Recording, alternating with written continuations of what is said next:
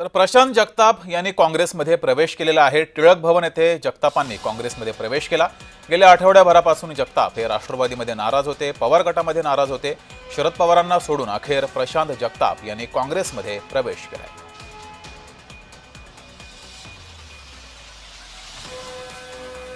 प्रशांत जगताप हे आमचे चांगले कार्यकर्ते होते।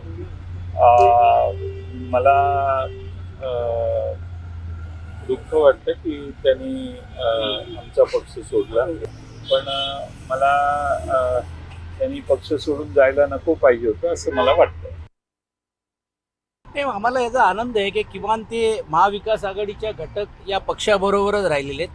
म्हणजे अजूनही जे लढाचा आणि संघर्षाचा विचार त्यांनी सोडलं नाही हे याच्यातून स्पष्ट होतं। जसं मी अगोदर सकाळी सांगितल्याप्रमाणे की आमच्याबरोबर आले असते तरी देखील आनंद आहे। अर्थात ते कुठच्या पक्ष सोडून बिडून नाही, कारण शेवटी पुणे शहराचा आणि पिंपरी चिंचवड शहरामध्ये त्यांची जी भूमिका होती ती भूमिका आमची पहिल्या दिवशीपासूनच होती आणि पहिल्या दिवसापासूनच आम्ही ही भूमिका मांडली होती। तर प्रशांत जगताप यांचा राजकीय प्रवास कसा राहिलेला आहे तो पाहूयात। पुण्याच्या वानवडी भागातून 2 वेळा ते नगरसेवक म्हणून निवडून आलेत। 2016 आणि 2017 मध्ये पुण्याचे महापौर होते। हडपसर मतदारसंघातून 2024 विधानसभा निवडणूक त्यांनी लढवली।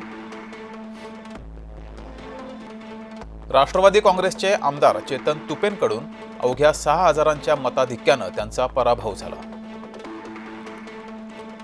शरद पवारांचे निष्ठावंत म्हणून प्रशांत जगतापांची ओळख आहे। त्यांचे वडील सुदामराव जगतापही शरद पवारांशी निष्ठावंत होते।